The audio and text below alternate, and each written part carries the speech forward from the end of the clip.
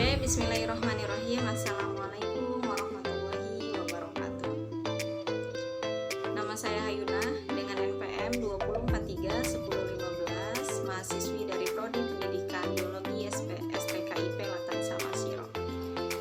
Tujuan pembuatan video presentasi kali ini untuk memenuhi persyaratan penugasan dari mata kuliah Anatomi Tumbuhan dengan dosen pengampu Ibu Kiswatun Mahayaroh MPD. Nah, pada kesempatan kali ini saya akan mempresentasikan mengenai jaringan penyokong atau penguat.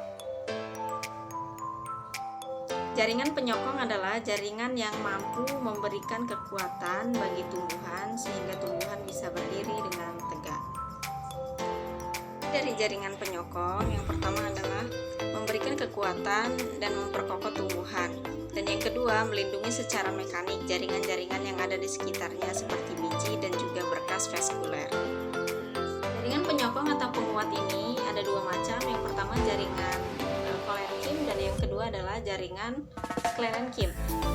Jaringan yang pertama adalah kolenkim. Jaringan kolenkim adalah jaringan penyokong atau penguat yang terdapat pada organ tumbuhan muda atau pada tanaman herba. Dan yang kedua sifatnya mirip atau sama persis dengan jaringan parenkim, di mana di antara sel-selnya mengandung kloroplas dan berperan dalam proses fotosintesis. Kolenkim juga terdiri dari atas beberapa macam. Yang pertama ada kolenkim sudut yang terjadi penebalannya itu pada sudut-sudut sel. Sedangkan yang kedua ada kolenkim lamella. Nah, kolenkim lamella ini penebalannya terjadi pada dinding sel. Sedangkan yang ketiga ada kolenkim lakuna atau lakunar kolenkim. Ini penebalan terjadi pada dinding sel yang berbatasan dengan ruas antar sel. Sedangkan yang ketiga adalah kolenkim cincin. Nah, pada kolenkim cincin ini penebalannya ini terjadi secara terus-menerus sehingga lumen sel ini kehilangan bentuk sudutnya. Jaringan kolenkim adalah yang pertama memiliki struktur yang tebal dan juga kuat, dan yang kedua dapat mengalami spesialisasi, dan yang ketiga terdapat pada batang, daun, akar, biji, bunga, buah, dan yang selanjutnya penebalan itu terjadi pada ujung atau sudutnya. Yang selanjutnya ciri-cirinya adalah penebalan tersebut berupa selulosa, dan yang terakhir adalah pada umumnya itu membentuk suatu kelompok atau untayan yang berbentuk silinder. Dengan kolenkim yang pertama adalah menunjang dan memperkokoh bentuk tumbuhan, dan yang kedua melindungi berkas pengangkut, dan yang ketiga memperkuat jaringan parenkim. Jaringan penyokong atau penguat yang kedua adalah sklerenkim. Nah, sklerenkim ini terdiri dari sel-sel mati dan juga memiliki dinding sel yang tebal, kuat, dan juga mengandung lignin. Nah, berdasarkan bentuknya, sklerenkim ini terbagi menjadi dua, yaitu ada yang berbentuk serabut dan juga berbentuk sklereid.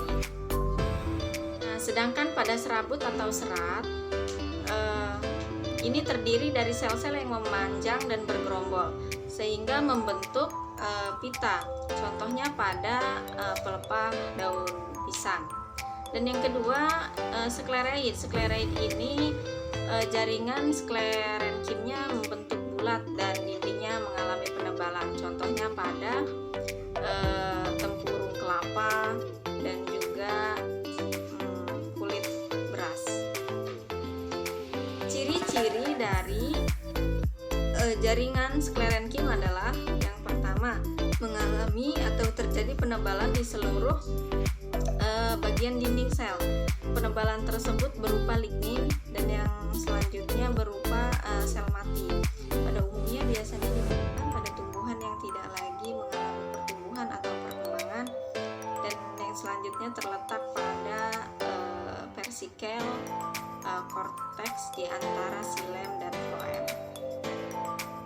Fungsi dari jaringan sklerenkim yang pertama adalah sebagai alat bertahan terhadap tekanan luar, dan yang kedua melindungi dan memperkuat bagian dalam sel, dan yang ketiga ia sebagai alat penyokong. Kolenkim adalah sel yang mengalami penebalan selulosa. Jaringan yang berperan sebagai jaringan penguat khususnya organ-organ tumbuhan yang aktif mengadakan pertumbuhan dan perkembangan. Sedangkan jaringan sklerenkim adalah jaringan penyokong yang ditemui pada organ-organ tumbuhan yang tidak mengalami pertumbuhan dan perkembangan atau yang telah dewasa. Mungkin sekian penjelasan dari saya, kurang dan lebihnya saya mohon maaf. Saya akhiri. Wassalamualaikum warahmatullahi wabarakatuh.